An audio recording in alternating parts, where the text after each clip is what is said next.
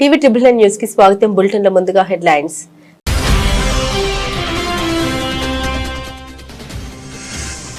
భారత్తో వాణిజ్యంపై European Commission president కీలక ప్రకటన. చరిత్రాత్మక వాణిజ్య ఒప్పందం కుదుర్చుకునే దిశగా పయనిస్తున్నామని వ్యాఖ్య.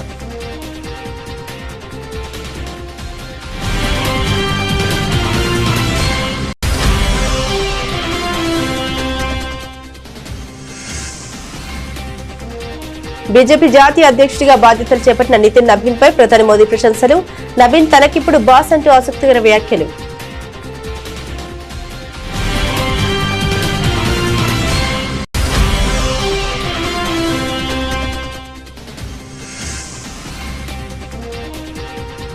భారతదేశం ప్రపంచంలోని పెట్టుబడులకు అత్యుత్తమ గమ్యస్థానం. దావోస్లో కేంద్ర మంత్రి ప్రహ్లాద్ జోషి వెల్లడి.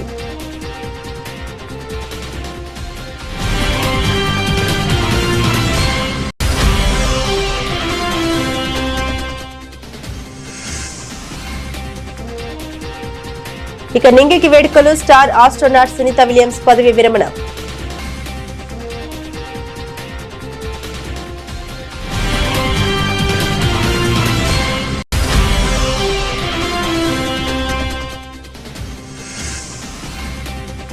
ఇజ్రాయెల్ ఇన్నోవేషన్ అథారిటీ చైర్మన్ తో ముఖ్యమంత్రి రేవంత్ రెడ్డి భేటీ. AI, health, agritech, cyber security, aerospace రంగాల్లో ఇజ్రాయెల్ మద్దతు.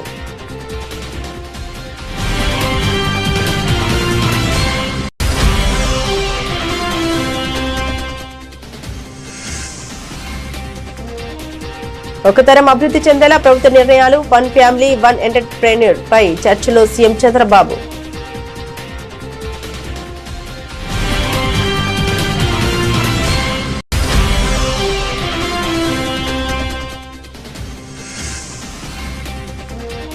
ఏడు గంటల సిట్ విచారణ అనంతరం మీడియాతో మాట్లాడిన హరీష్ రావు. దమ్ముంటే విచారణకు సంబంధించిన వీడియోలు విడుదల చేయాలని సీఎం రేవంత్ కు సవాల్.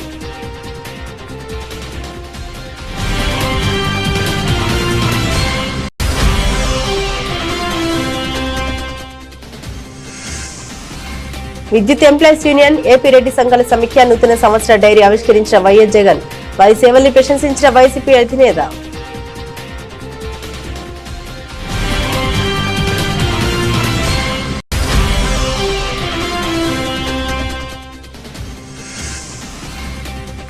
నైని బ్లాక్ వివాదంపై సీబీఐతో దర్యాప్తు జరిపించాలి ప్రభుత్వాన్ని డిమాండ్ చేసిన బీజేపీ చీఫ్ రామచంద్రరావు.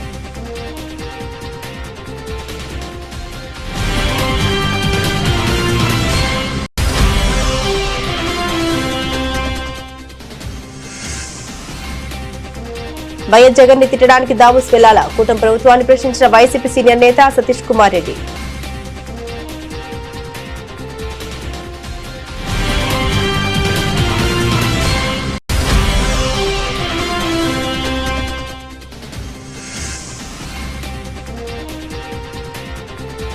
ఓట్ల జాబితా సవరణ విచారణకు హాజరైన క్రికెటర్ షమి.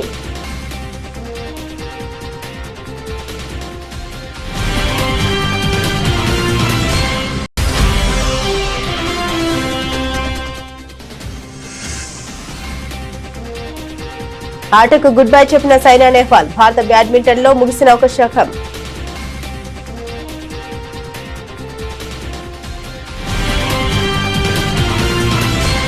భారతదేశం ఐరోపా సమైక్యులు చారిత్రాత్మక వాణిజ్య ఒప్పందం కుదుర్చుకునే దిశగా పయనిస్తున్నాయని European Commission president Ursula von der Leyen పేర్కొన్నారు. భారత ఐరోపా సమైక్యుల మధ్య స్వేచ్ఛ వాణిజ్య ఒప్పందం కోసం చర్చలు జరుగుతున్న విషయం తెలిసిందే. ఈ ఒప్పందం దాదాపు ఖరారయ్యే దశలో ఉంది. ఈ నేపథ్యంలోనే లేయన్ మాట్లాడారు. ఈ ఒప్పందం దిశగా ఇంకా చేయాల్సిన పని ఉందని తెలిపారు. దావోస్ లో జరుగుతున్న ప్రపంచ ఆర్థిక సదస్సులో ఆమె ప్రసంగిస్తూ కొందరు ఈ డీల్ ను మదర్ ఆఫ్ ఆల్ డీల్స్ గా అభివర్ణిస్తారని ఆమె పేర్కొన్నారు. And right after Davos, the next weekend, I will travel to India. There's still work to do, but we are on the cusp of a historic trade agreement. Indeed, some call it the mother of all deals. One that would create a market of 2 billion people, accounting for almost a quarter of global GDP. And crucially, that would provide a first-mover advantage for Europe with one of the world's fastest growing and most dynamic continents. Europe wants to do business with the growth centers of today and the economic powerhouses of this century, from Latin America to the Indo-Pacific and far beyond, Europe will always choose the world, and the world is ready to choose Europe. BJP జాతీయ అధ్యక్షుడిగా బాధ్యతలు చేపట్టిన నితిన్ నబీన్ సిన్హాపై ప్రధాని నరేంద్ర మోదీ ప్రశంసలు కురిపించారు. నబీన్ తనకి ఇప్పుడు boss అంటూ ఆసక్తికర వ్యాఖ్యలు చేశారు. తను ఒక సాధారణ కార్యకర్త అని చెప్పుకొచ్చారు. ప్రధాని మోదీ మాట్లాడుతూ భారతీయ జనతా పార్టీలో సాధారణ కార్యకర్త కూడా జాతీయ అధ్యక్షుడు కాగలరు. దేశ సేవ ప్రజాసేవ లక్ష్యంగా పార్టీ కార్యకర్తలు పనిచేస్తున్నారు. గతంలో అద్వానీ వెంకయ్యనాయుడు నేతృత్వంలో ఘన విజయాలు సాధించాం. బీజేపీ కార్యకర్తను అనిపించుకోవడమే నాకు గర్వకారణం. సేవా కార్యక్రమాల ద్వారా ప్రజలకు మరింత చేరువ మోదీ అన్నారు. आज भाजपा का जितना फोकस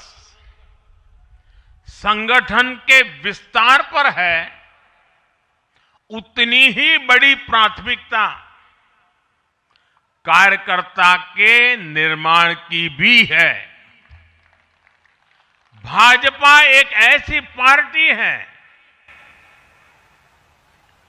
जहां लोगों को लगता होगा कि नरेंद्र मोदी देश के प्रधानमंत्री है,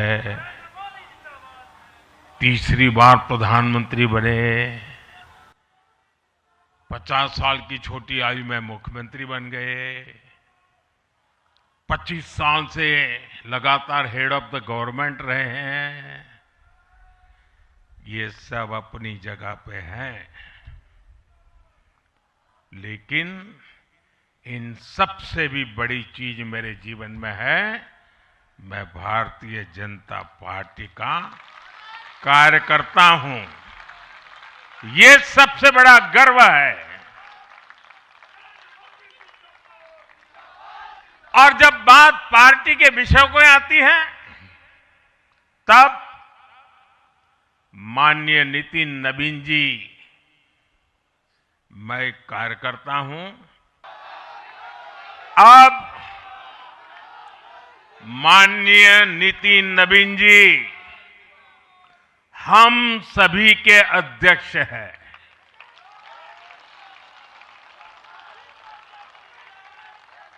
और उनका दायित्व सिर्फ भाजपा को भी संभालना इतना नहीं है, एनडीए के सब साथियों के बीच भी उन्होंने तालमेल का बहुत बड़ा दायित्व भी देखना होता है. साथियों, माननीय नितिन जी के संपर्क में जो भी आया है, वो उनकी सरलता और सहजता की चर्चा जरूर करता है. बीजेपी युवा मोर्चा का दायित्व हो,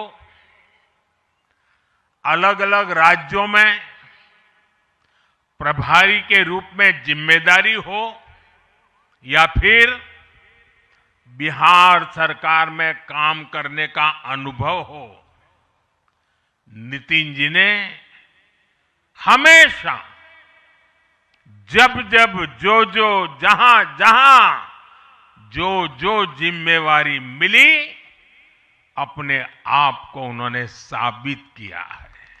భారతదేశం ప్రపంచంలోని పెట్టుబడులకు అత్యుత్తమ గమ్యస్థానమని కేంద్ర మంత్రి ప్రహ్లాద్ జోషి తెలిపారు. దావోస్ జరుగుతున్న వరల్డ్ ఎకనామిక్ ఫోరంలో ఆయన పాల్గొని ప్రసంగించారు. ప్రస్తుతం ప్రపంచంలోని పెట్టుబడులకు అత్యుత్తమ గమ్యస్థానమని ఆయన చెప్పుకొచ్చారు. పారిశ్రామికవేత్తలు భారతదేశంలో పెట్టుబడులు పెట్టేందుకు ముందుకు రావాలని కేంద్ర మంత్రి పిలుపునిచ్చారు. And decades ago, many people who used to come here from India, we on the sideline, when we used to discuss about the future, today whoever is in Davos, they feel that they should come to India Pavilion because it is the most best destination of the world today for the investment. When the world slowed down, India accelerated, which you are all experiencing it now. And when global supply chains broke, India built. అంతరిక్ష పరిశోధన రంగంలో ఒక శోకం ముగిసింది. భారత సంతతికి చెందిన దిశాలి NASA star వ్యోమగామి Sunitha Williams అంతరిక్ష ప్రయాణాలకు వీడ్కోలు పలికారు. ఆమె పదవి విరమణ చేస్తున్నట్లు అమెరికా అంతరిక్ష పరిశోధన సంస్థ అధికారికంగా ప్రకటించింది. నిజానికి గత డిసెంబర్ 27 నుండే ఈ రిటైర్మెంట్ అమల్లోకి వచ్చినట్లు వెల్లడించింది. సునీత విలియమ్స్ పదవి విరమణ చేసిన ఆమె చేసిన పరిశోధనలు భవిష్యత్తులో జరగబోయే ఆర్టెమిస్ చందమామపైకి పంపే మిషన్ అంగారక గ్రహ యాత్రలకు పునాదిగా నిలుస్తాయని నాసా పేర్కొంది. ప్రస్తుతం ఆమె భారత్ పర్యటనలో ఉన్నారు. తన తండ్రి స్వదేశమైన భారత్ తో కలిసి ఇస్రో ప్రాజెక్టులో ఏవైనా సలహాలు అందించే అవకాశం ఉందని విశ్లేషకులు భావిస్తున్నారు. I've been in this business long enough to have doubts from the beginning, right? We had our first space tourist, Dennis Tito, coming to the International Space Station. Everybody was up in arms, like, oh boy, he might press the wrong button, something bad might happen, all this kind of stuff was going on. And yes, the space station is not made like a hotel. It is made like a laboratory. So there are some dangerous things there, but we can train people. We're smart. Human beings are smart. And that, has now grown all the way to we are ready to have commercial LEO destinations. So anyway, commercialization of space is great. And what it means in the United States, at least, is, I don't have knowledge all over the world, but from the United States is there are opportunities for people to work in so many different companies. So not only rockets, not only spacecraft, but parts of space experiments, satellites, new technologies, 3D printing of metals, wherever anybody wants to work. It's not unusual nowadays that we have people who have STEM backgrounds go to one company for a couple of years, then go to another company, and then go to another company. And just like us here today, they can contrast and compare. Telangana ముఖ్యమంత్రి రేవంత్ రెడ్డి సారథ్యంలోని Telangana Rising బృందం Davos పర్యటనలో భాగంగా Israel Innovation Authority chairman Alon Stoffel తో సమావేశమైంది. కృత్రిమ మీద, health tech, agritech, cyber security, aerospace రంగాల్లో తెలంగాణకు ఇజ్రాయెల్ మద్దతు ఇవ్వనున్నట్లు ముఖ్యమంత్రి కార్యాలయం ఒక ప్రకటనలో తెలిపింది. వ్యవసాయం, వాతావరణ సంబంధిత ఇన్నోవేషన్, స్టార్టప్లపై వారి మధ్య చర్చ జరిగింది. ఈ భాగస్వామ్యం ద్వారా తెలంగాణ ప్రభుత్వం ఇజ్రాయెల్ స్టార్టప్లతో రాష్ట్రంలో పైలట్ ప్రోగ్రామ్స్ నిర్వహించనున్నట్లు ముఖ్యమంత్రి కార్యాలయం వెల్లడించింది. And this is the second time we are into Indian Pavilion. First time on our own. And I would like to really congratulate the Government of India, the DPIT officials and the CII officials for making a unison of the competition between the different states on one platform. And with honorable ministers from different states, and we have just heard the honorable chief minister and honorable union ministers on the days. And on behalf of Telangana, we are represented by our Chief Minister, Mr. Revanth Reddy. We're joined by our Housing and Revenue and Iron Minister, Mr. Srinivas Reddy, is here. And in fact, we would like to say a few points to all the future investors to our state of Telangana. And also we would like to literally contribute our might and share our strength to the global leaders as well. The real core sector of the defense and the aerospace has been opened. In Telangana, with all its might, with all the characteristics of the public sector undertakings which have been shaped over the past 70 years, have been open to the private world, and many investments are coming into the defense and the aerospace sector. And the recent Telangana Rising event of us, led by our Chief Minister, Mr. Revanth Reddy, and we have projected to be a part and parcel of our Indian economy, which is projecting about 30 trillion economy by 2047, and the Telangana Rising 2047, we thought of contributing 10%, and we have projected and we అభివృద్ధిలో అందరినీ భాగస్వాములు చేయాలనే సంకల్పంతోనే one family one entrepreneur విధానాన్ని అమలు చేస్తున్నామని CM Chandrababu పేర్కొన్నారు. ప్రభుత్వం తీసుకున్న నిర్ణయం కుటుంబంలోని ఒక తరానికి మేలు చేయాలన్నారు. తన ఆలోచనలు ఎప్పుడూ ప్రజా సంక్షేమం, రాష్ట్ర అభివృద్ధిపైన ఉంటాయని తెలిపారు. దావోస్ ఆర్థిక సదస్సులో పలువురు పారిశ్రామికవేత్తలతో ఆయన భేటీ అయ్యారు. రాష్ట్ర ప్రభుత్వం అమలు చేస్తున్న వన్ ఫ్యామిలీ వన్ ఎంటర్‌ప్రెన్యూర్ విధానంపై చర్చ జరిగింది. Everybody is curious, not only listening to us, they want to invest in India. Safest destination in the world, only India. There is no other country in the world as on today. I can say that. And also if you can see, very strong leadership. And at the same time, focusing on development and welfare and inclusive society. Our Honorable Prime Minister, for the last 12 years, he has given a strong message, and also he is building institutions. If you see digital connectivity, nowhere in the world Some of the countries are having old technology, whereas we are having new technologies, new connectivity.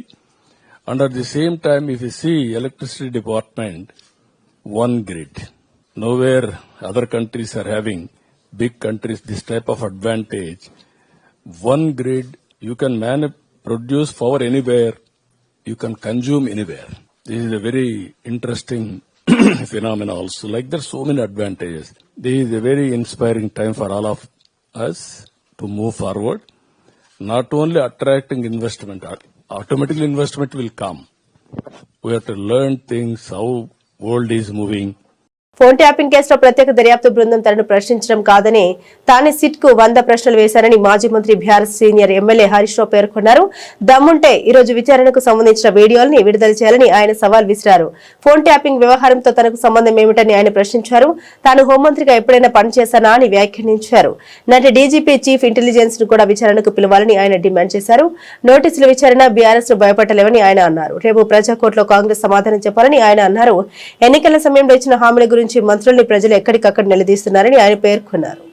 నువ్వు sit లట్టు పొట్టు ఎన్నన్నా వేసుకో, ఏమన్నా చేసుకో, మాకు న్యాయస్థానాల మీద గౌరవం ఉంది.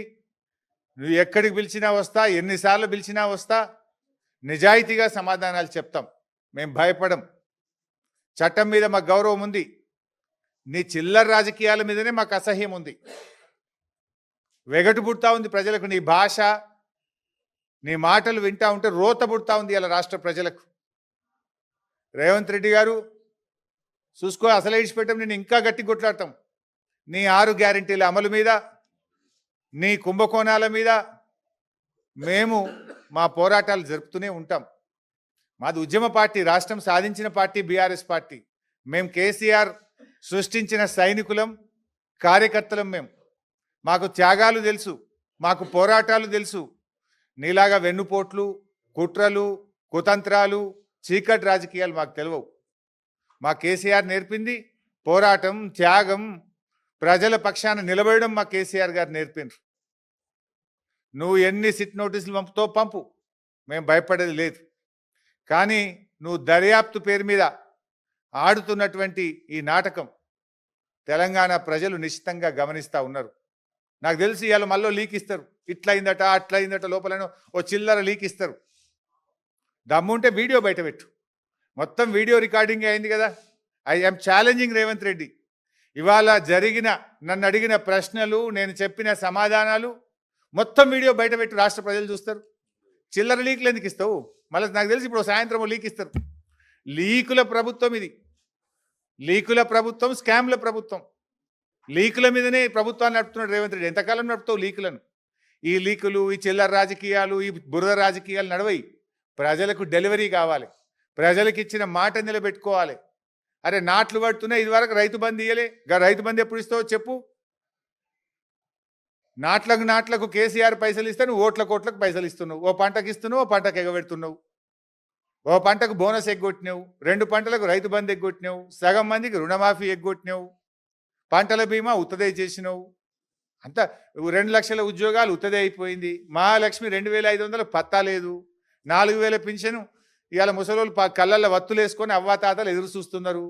వాటి గురించి మాట్లాడు. వైఎస్ఆర్ కాంగ్రెస్ పార్టీ కేంద్ర కార్యాలయంలో వైఎస్ఆర్ విద్యుత్ ఎంప్లాయీస్ యూనియన్ ఆధ్వర్యంలో 2026 నూతన సంవత్సర క్యాలెండర్ మరియు డైరీలను మాజీ ముఖ్యమంత్రి వైఎస్ఆర్సీపీ అధినేత వైఎస్ జగన్మోహన్ రెడ్డి ఆవిష్కరించారు. ఈ సందర్భంగా విద్యుత్ ఉద్యోగుల సేవల్ని ఆయన ప్రశంసిస్తూ రాష్ట్ర అభివృద్ధిలో వారికి పాత్ర కీలకమని పేర్కొన్నారు. అలాగే ఆంధ్రప్రదేశ్ రెడ్డి సంఘాల సమైక్య ఆధ్వర్యంలో రూపొందించిన 2026 నూతన సంవత్సర డైరీని వైఎస్ జగన్మోహన్ రెడ్డి ఆవిష్కరించారు.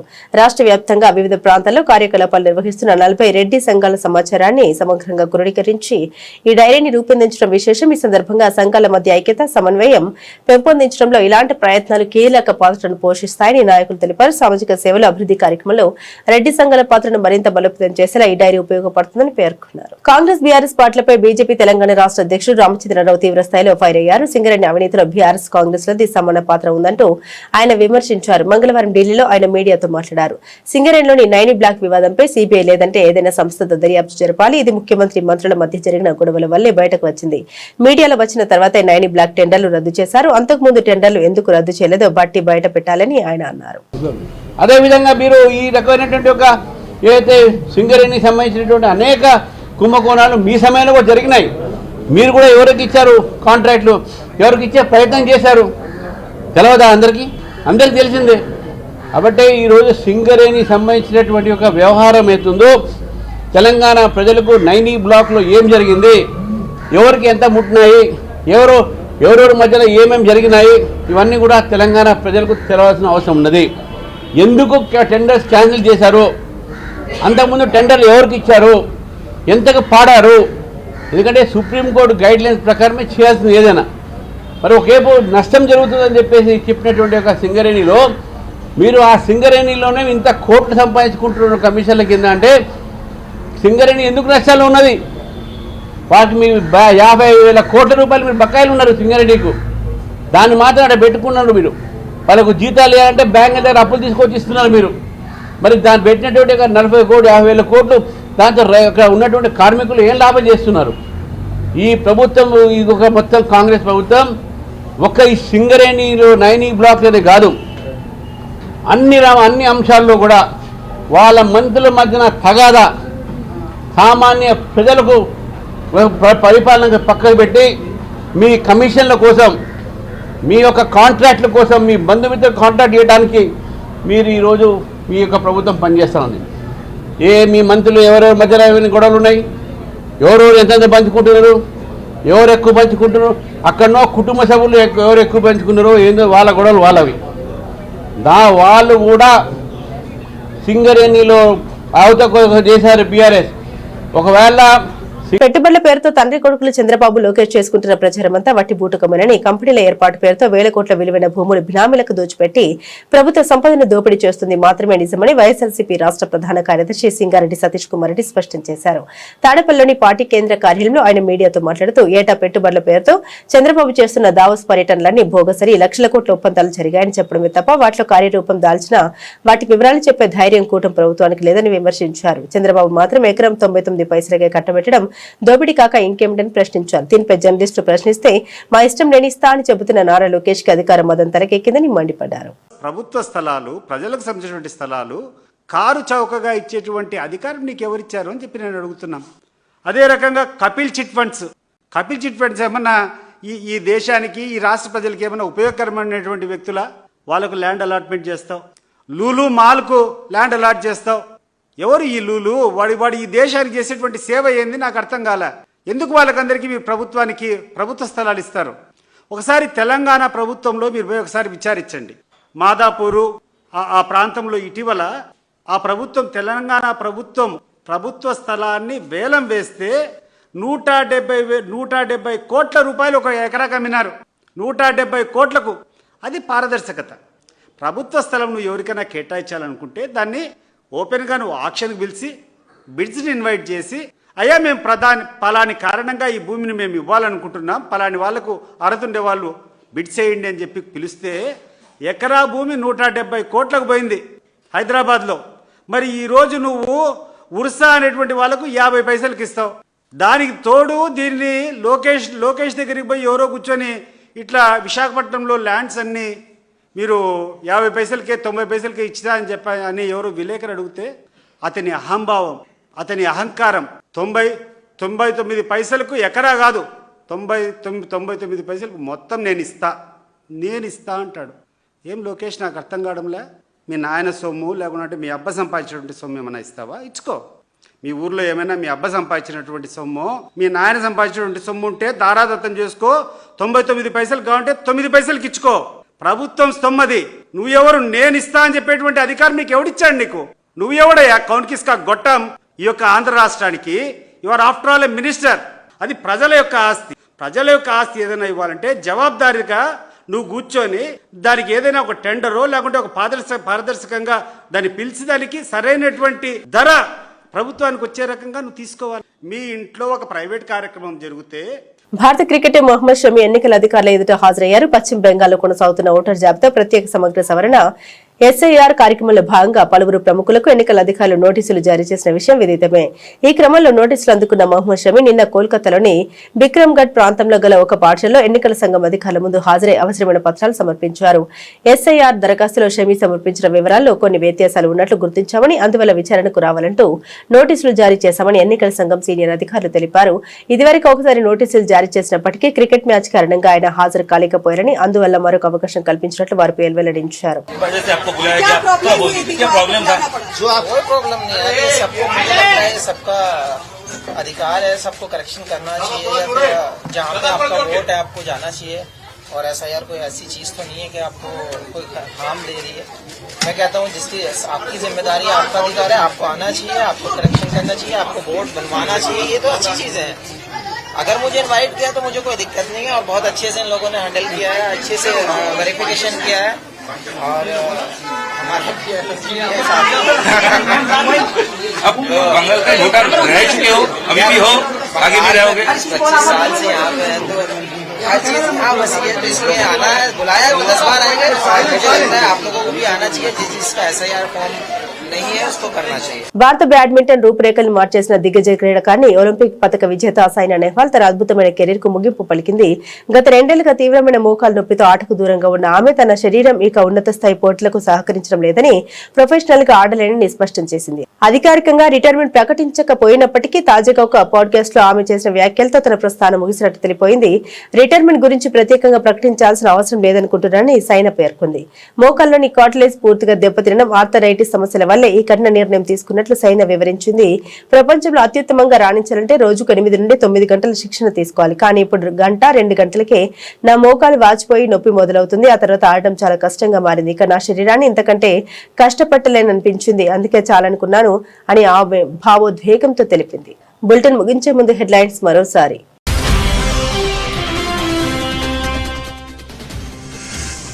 భారత్తో వాణిజ్యంపై యూరోపియన్ కమిషన్ ప్రెసిడెంట్ కీలక ప్రకటన. చారిత్రాత్మక వాణిజ్య ఒప్పందం కుదుర్చుకునే దిశగా పయనిస్తున్నామని వ్యాఖ్య.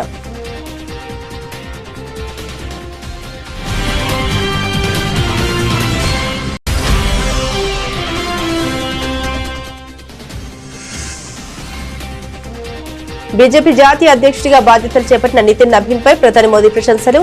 నబీన్ తనకిప్పుడు బాస్ అంటూ ఆసక్తికర వ్యాఖ్యలు.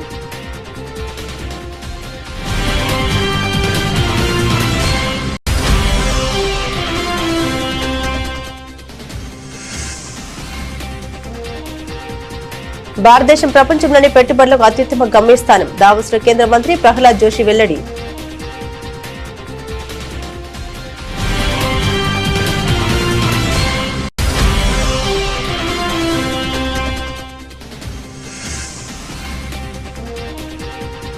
ఇక నింగికి వేడుకలు. స్టార్ ఆస్ట్రోనాట్ సునీత విలియమ్స్ పదవి విరమణ.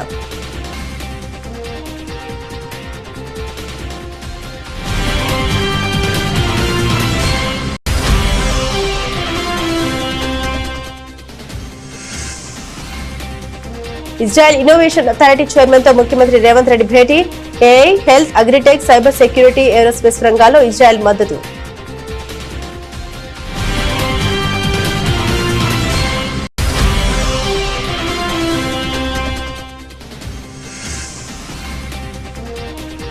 ఒక తరం అభివృద్ధి చెందేలా ప్రభుత్వ నిర్ణయాలు. 1 ఫ్యామిలీ 1 ఎంటర్ప్రెన్యూర్ పై చర్చలో సీఎం చంద్రబాబు.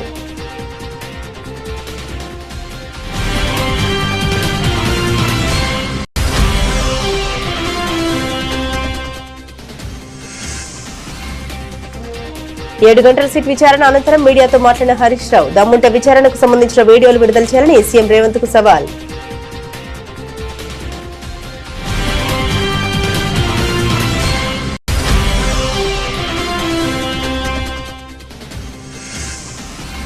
విద్యుత్ ఎంప్లాయీస్ యూనియన్, ఏపీ రెడ్డి సంఘాల సమీక్ష. నూతన సంవత్సర డైరీ ఆవిష్కరించిన వైఎస్ జగన్. వారి సేవల్ని ప్రశంసించిన వైసీపీ అధినేత.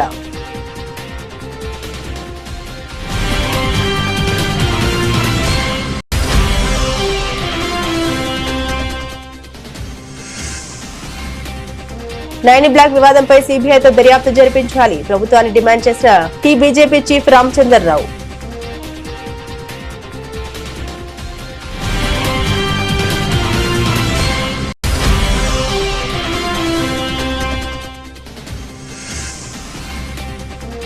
వైఎస్ జగన్ ని తిట్టడానికి దావోస్ వెళ్లాలా? కూటమి ప్రభుత్వాన్ని ప్రశ్నించిన వైసీపీ సీనియర్ నేత సతీష్ కుమార్ రెడ్డి.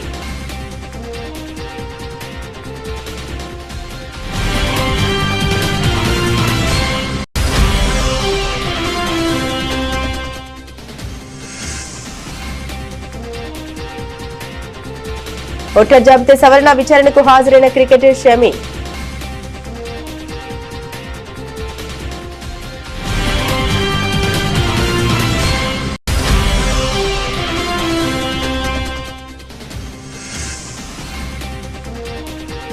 ఆటకు గుడ్ బై చెప్పిన సైనా నెహ్వాల్. భారత బ్యాడ్మింటన్ లో ముగిసిన ఒక శకం.